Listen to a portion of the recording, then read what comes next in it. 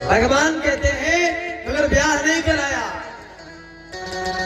तो मैया मैं तेरे गोदी में नहीं आऊंगा, हाँ और चौखट के अंदर नहीं आऊंगा।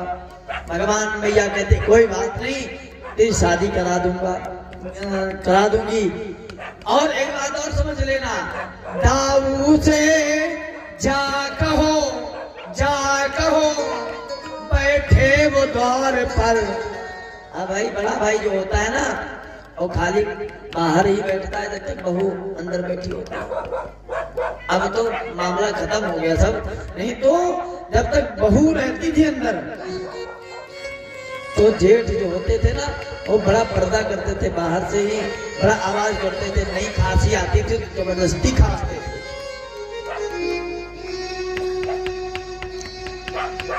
हाँ, उनको आदत हो जाती थी खांसने की।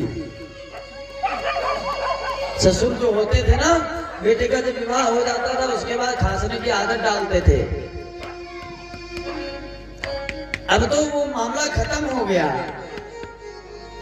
चाहे ससुर आए चाहे जेठ आए कोई बात नहीं भैया। ऐसा मालूम होता पता ही नहीं चलता कौन जेठ है कौन बहू है कौन क्या है। मैया ने कहा सारी व्यवस्था कर दूंगा, कर दूंगी, लेकिन बहू तो दिखा, अब तो पता चले कौन सी बहू, कैसी बहू, कहां से बहू। भगवान ने कहा ये हम पर छोड़ दो। भगवान आज दूसरा दिन सुबह हुई, सुबह भगवान गए हैं बंसी बट वही बंसी बजाई, राधा से कहा राधा क्या तुम्हारा मन नहीं करता अपना ससुराल देखने का? और राधा ने कहा हाँ क्यों नहीं करता, फिर एक काम करो ना, चलो हमारे साथ, वो ससुराल घुमा रहा है। राधा जी ने कहा छोड़ने आना पड़ेगा। भगवान ने कहा हाँ। अब भगवान राधा जी को लेकर के आए। मैया, अरे मैया देख कौन आया है। मैया ने देखा कौन है, डाला ये कौन है। अब भगवान डायरेक्ट नहीं कर रहे आपकी बहू है, भगवान कर रहे जो यमुना के पार वृषभान की है ना उनकी बेटी है, इसका नाम है राधा। और मैया ये बार रोज मेरे पास आती है। मैया ने कहा अच्छा, और बड़ा अच्छा सुंदर नृत्य करती है, नाचती भी है, मैं बंसी में जाता हूं तो ये नाचती है। मैया ने कहा एक गाने वाला और दूसरे नाचने वाला, घर में दोनों की कमी है, कमी पूरी हो गई। हाँ, एक तबला बजाने वाला हो और दूसरा नाचने वाला हो तो वो बाहरी को क्यों बुलाओ, एक बजाए एक नाचे। देखने का, गाने का, नाचने का, दोनों का, तीनों का आनंद मिल गया।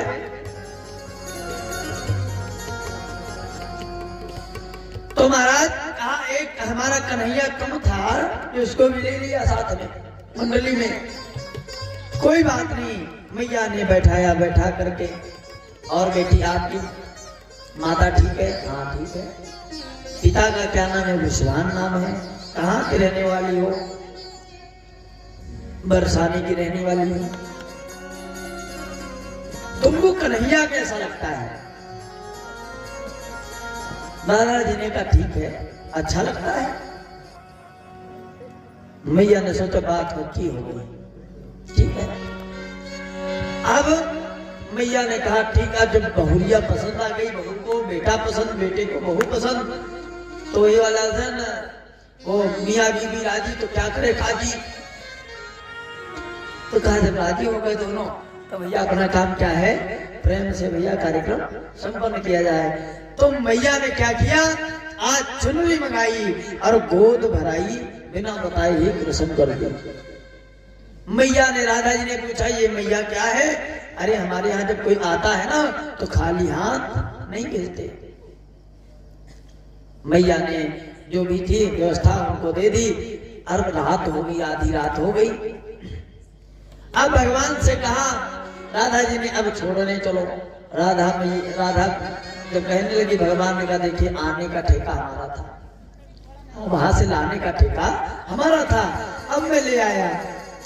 आपने कहा, हमने कहा था ससुराल घुमा लाऊंगा, मैंने ससुराल घुमा दिया। अब महाराज जाने की जिम्मेदारी तुम्हारी है। मुझे रात में बड़ा डर लगता है, और मैं चलूंगा तो तुमको फिर छोड़ने आना पड़ेगा, इससे बढ़िया तो तुम अकेले चली जाओ।